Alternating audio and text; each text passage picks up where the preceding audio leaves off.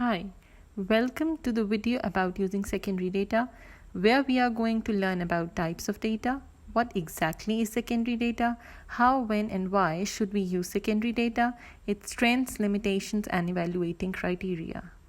Now looking at the slide, can you notice that there are different research methods divided between two groups, but there is obviously something different among the left side and the right hand side. Now the question arises that what exactly is the difference? Well, the researcher will always interview people, conduct surveys, ask questions through a questionnaire and do experiments to collect first-hand data. Whereas on the other hand side, the researcher could use this readily available data to get a direction or to make an informed decision about his or her research approach. That's why a researcher might get government census reports, check companies' databases to get the records, go through published sources, or analyze advertising media. Therefore, coming to a conclusion that left-hand side shows primary data, while the right-hand side shows secondary data. Now, what exactly is secondary data? So, as we discussed previously, secondary data is the data that has already been collected through primary sources and made readily available in the company industry archives for researchers to use for their own research. Data gathered through existing sources are called secondary data. It has been collected by others for another purpose than the purpose of the current study, then made it available to be used by another researcher. Now, let's say you are researching trauma in acid burn survivors. The best approach would be to begin your study by going through the literature on the same subject to know all the valuable information from the history, rather than directly interviewing the survivors. A careful review of textbooks, journal articles, conference proceedings, and other published and unpublished materials ensures that you have a thorough awareness and understanding of the subject area. You will search National Crime Records Bureau (NCRB) reports to find the number of victims per year and the causes behind these acid attacks. This helps you to structure your research on work already done and to develop the problem statement with precision and clarity. This is a survey taken from a report of UNICEF Pakistan in 2012, which shows that ratio of female victims were obviously greater than men. The two most common types of secondary research, as with all types of data, that is quantitative and the other one is qualitative. The data can be quantitative, that is the data in the form of numbers as generally gathered through structured questions, or qualitative, which is the data in the form of words. Depending on the secondary data, this is found to be mostly numerical, whereas already published data is mostly grammatical. Literature review is used for preliminary data, which helps you to make an informed decision about your research approach. Therefore, as a rule, you will need to use a combination of information resources. For that purpose, secondary data may be available from the following sources. Government departments, for example, Federal and Provincial Bureau of Statistics or Census and Registration Organization, carry out a large amount of research. Their published findings provide a useful source of specific market, industry, or company information. Conference proceedings can be useful in providing the latest research or research that has not been published as it is very up to date. For this reason, this information source is quite valuable if you are working in a relatively new area or domain. Textbooks are a useful source of theory in a specific area.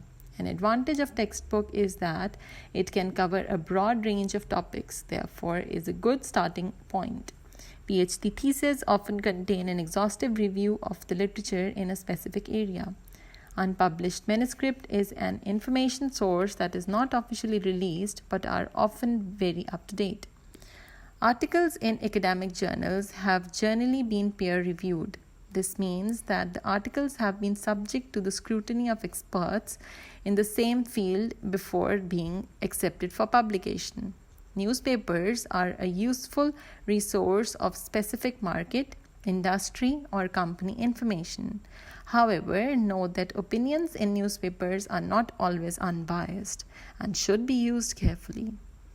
The amount of information that can be found on the World Wide Web is enormous, that the internet is unregulated and unmonitored. Search engines such as Google and Yahoo can help you to find relevant information. For instance, Google Scholar, which can be accessed from the Google homepage, can help you to identify academic literature. The collection of secondary data is very often quite helpful in the early stages of the research process. Note that it is not beneficial to simultaneously gather primary and secondary data in the early stages of the research process. On the one hand, secondary data can help you to focus interviews more meaningfully on relevant aspects pertaining to the problem. On the other hand, interviews may help you to search for relevant information in secondary sources. Depending on the situation, the type of problem investigated, and the nature of some initial responses received, certain aspects may have to be explored in greater depth than others. Research provides the necessary information that guides managers to make informed decisions to successfully deal with problems. The information provided can be the result of a careful analysis of primary data gathered firsthand or of secondary data that are already available in the company, industry, archives, etc. Big data for future predictions, past secondary data analysis. The literature, the body of knowledge available to you as a researcher, may also help you to think about and better understand the problem. Now, coming to the strengths of using secondary data. Firstly, secondary data can be collected rapidly and easily at relatively low cost and in short time, as the data was collected by someone other than the researcher. For instance, if I want to know the statistics of O-levels girls across the country, I would simply look over internet, which is readily available and free. Whereas if I wanted to do that using primary data, I would have to personally visit the schools and colleges to collect the data, which would be far too expensive and tiring. A longitudinal study is an observational research method in which data is gathered for the same subjects repeatedly over a period of time. Longitudinal research projects can extend over years or even decades. One of the advantages of secondary data is that it is non-reactive research, or that is called unobtrusive research, meaning that it does not include direct contact with subjects and will not alter or influence people's behaviors. Unlike studies requiring direct contact with people, using previously published data doesn't require entering a population and the investment and risks inherent in that research process. Secondary data can provide a baseline for primary research to compare the collected primary data results to, and it can also be helpful in research design. It is already out there, just waiting to be found and explored. Now, talking about the disadvantages of using secondary data, there might often be some hidden agenda. So, official statistics created by the government who wants to keep the agenda in power, and therefore this might be hidden, thus compromising reliability and validity of the data. Thus, you should be careful whether the data is accurate according to your needs or not. Often, the data that you find is really old and not updated, so it is useless for your research. Access can be difficult as it takes a lot of time and can be expensive as well to look for it. Sample used to generate the secondary data may be small. The larger the sample size, the more information we have, and so our uncertainty reduces. The published data is not a reliable source, and you have no real control over data quality. May be collected for a purpose that does not match your need, as it wasn't created specifically for us and only created for general purpose aimed at a variety of people or businesses. On this slide, we will look for criteria for evaluating secondary data. The nature and the value of secondary data should be carefully evaluated before it is used. Number 1, timeliness of the data. It is important that the data are up to date. You should check the dates on all of your secondary data to make sure that you have the newest information available. Number 2, accuracy of the data. For instance, web pages are created with a specific purpose in mind. Commercial organizations, on the other hand, often post information online that might favor them in some way or represent their own interests. Therefore, the accuracy of data can be impacted by who collected it and how the data was collected. If specific information varies from source to source, you need to find out which information is more correct before using it. Number 3, relevance of the data. Not all of the secondary data you find will be relevant to your particular needs. Data may be accurate and up to date, but not applicable to your research objectives and research questions. Number 4, costs of the data. Data collection methods can be costly, so you have to analyze the cost ahead of time. Let's discuss the factors to consider when using secondary data. You should check the quality of the research data by basically applying the terms such as reliability or consistency is the authenticity in which an instrument may yield the same results repeatedly. For that, make sure the authors who collected the data are well known. Validity. It is the degree to which a method measures what it is supposed to measure. For that, you should make sure the measurements they have used were actually valid. You should also pay attention to measurement bias, that is, if there is any deliberate or intentional distortion of data. For instance, nowadays it's really common that if a manager did something unlawful, he would modify data in the documents of a company.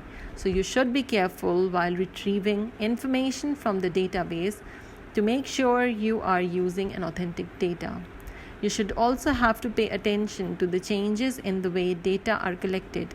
So if someone changes the way data are collected on the way, then it is not reliable to use it. Here we'll talk about a role of secondary data analysis in research. Archival data is also secondary data that is not directly accessible to the user of a computer system, but that the organization maintains for long-term storage and for record-keeping purposes.